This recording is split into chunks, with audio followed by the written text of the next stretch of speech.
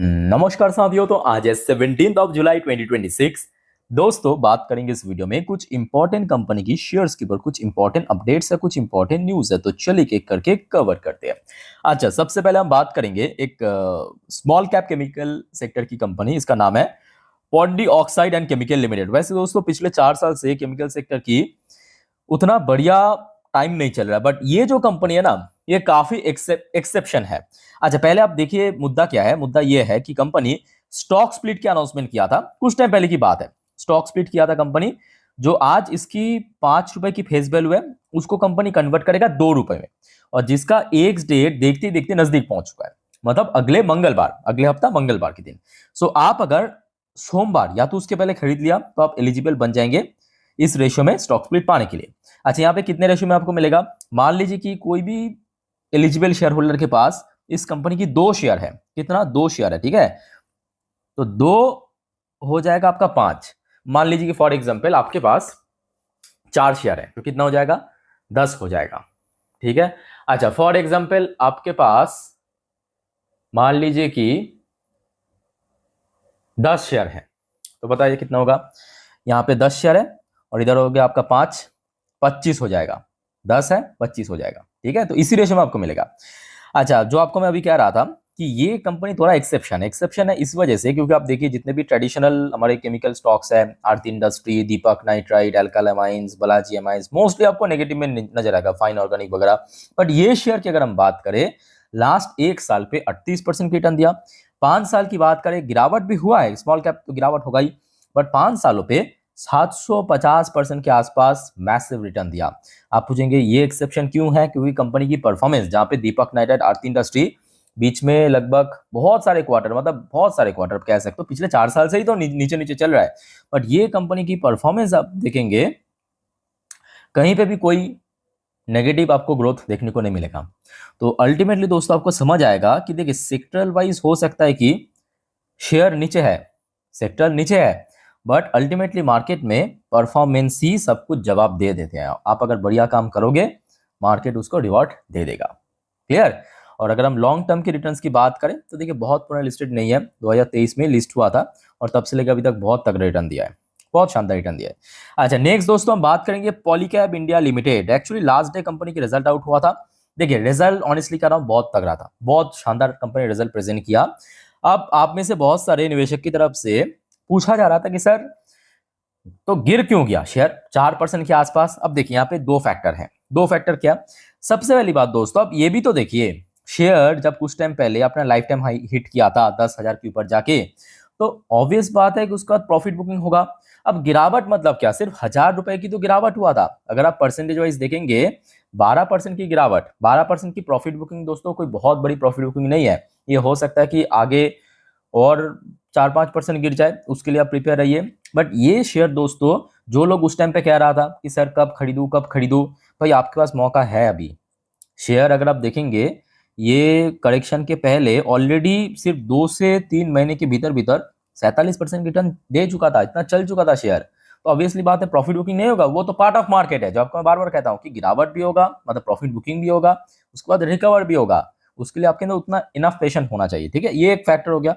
दूसरी फैक्टर क्या है कि देखिए रिजल्ट तो अच्छा था, बट हाँ, इवन ब्रोकरेज ने भी अच्छा रेटिंग टारगेट दिया है, ठीक है। एक बार मैं आपको दिखा देता हूँ, देखिए जस्ट अ मिनट। हाँ, सबसे पहले आ जाइए जेफ्रीज, मैं आपको अंडरलाइन करके दे रहा हूँ। जेफ्रीज ने बाई करने की रेटिंग दिया, 11,100 की टारगेट दिया, जो कि लास्ट डे क्लोजिंग के हिसाब से 20% ऊपर अच्छा रेटिंग टारगेट मिला है। इसके बाद HSBC की तरफ से बाई करने की रेटिंग 10,160 की टारगेट, मतलब जो इसकी ऑल टाइम हाई है, ठीक है। तो टारगेट अपसाइड ही मिला है। अब सिंपल बात है, प्रॉफिट बुकिंग देखने को मिला, तो थोड़ा यहाँ पे पेशेंस रखिए। या तो अगर आपको खरीदना है तो आप जा सकते हो, बट खुद डिसाइड करना, ठीक है। मैं आपको बस ऑप्शन दे रहा हूँ, बाकी थोड़ा पेशेंस रहेगी बस, और कुछ यहाँ पे करने की आवश्यकता नहीं है। बढ़िया कंपनी है, बढ़िया रिजल्ट आया है Q1 पे, हमने तो देखा है ऑल ओवर सेगमेंट पे। अच्छा नेक्स्ट दोस्तों, अब गिरावट की बात हो ही रहा है तो यहाँ पे एक और सवाल आ रहा था आप में से बहुत सारे व्यूअर्स की तरफ से, नेटवेब टेक्नोलॉजी की शेयर में क्यों गिरावट हो रहा है? एक आई थिंक कि मैं आपको रिप्लाई भी दे चुका हूँ, बट फिर भी देखिए ये कॉमन क्वेश्चन है, तो मैं समझा कि एक बार वीडियो के थ्रू बता देता हूँ। देखिए नेटवेब टेक्नोलॉजी कौन से सेक्टर की कंपनी है? AI डेटा सेंटर, ठीक है। और दोस्तों आज मैं आपको दिन की पहली वीडियो में क्या दिखाया था? सबसे पहले यूएस में Nasdaq, Japanese market, Chinese market, South Korean market, Taiwanese market, ये सब मार्केट में दोस्तों आज भारी भरकम गिरावट हुआ। समझ आ रहा है बात? क्योंकि एआई हाइप जितना कम होता जा रहा है, ये सब मार्केट से एफएस की पैसा वापस विड्रॉ कर रहा है। और नेटवेब, सिर्फ नेटवेब की बात नहीं है, नेटवेब के साथ साथ दोस्तों और भी बहुत सारा आपने देखा होगा आज जितने भी एआई बेस्ड कंपनी है या डेटा सेंटर बेस्ड कंपनी है, उसकी शेयर में गिरावट हुआ। समझ आ रहा है बात?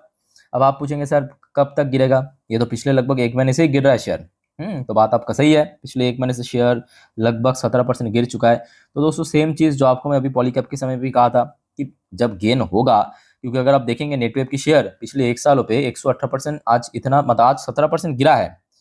गिरावट को एडजस्ट करने के बावजूद भी 118% की टर्न, तो इतना चल भी चुका है, तो ऑब्वियसली बात है करेक्शन होगा, फिर से गेनिंग हो जाएगा। अच्छी सेक्टर है। समझ आ रहा है मेरी बात? तो इसी वजह से बेसिकली, क्योंकि आज ओवरऑल ग्लोब मार्केट में भी आपको डेटा सेंटर या एआई बेस्ड कंपनी की शेयर्स में गिरावट हमें देखने को मिला सुबह से ही। ठीक है। अच्छा, आरबीएनएल के ऊपर एक अपडेट है, पहले आप ले लीजिए। RBNL partners with Goa government, तो गोवा की जो स्टेट गवर्नमेंट है उसके साथ पार्टनरशिप किया आरबीएनएल। अच्छा, पर्पस क्या है? गोवा में जितने भी रेलवेज के लिए इंफ्रास्ट्रक्चर की काम होगा वो सब संभालेगा कौन? फ्यूचर में आरबीएनएल। ठीक है, ये पर्पस है। बाकी बात क्या है कि रेलवेज को तो अलग से बताने की जरूरत नहीं है, बेचारा वैसे ही मतलब सेक्टर वाइज वीक चल रहा है। पिछले चाहे 6 महीने की बात करे, 1 साल की बात करे, या वही चुनाव के बाद से लेकर अभी तक 2 साल हो चुका है, आराम से 2 साल चुनाव हुआ था जून पे, 2 साल हो चुका है, शेयर लगभग 64% क्रैश कर चुका है। ठीक है। अब देखिए, जो आपको मैं अभी अभी कह रहा था कि अल्टीमेटली परफॉर्मेंस ही सब कुछ कहते हैं, और कंपनी की परफॉर्मेंस अगर इस प्रकार की हो तो अलग से बताने की जरूरत नहीं है।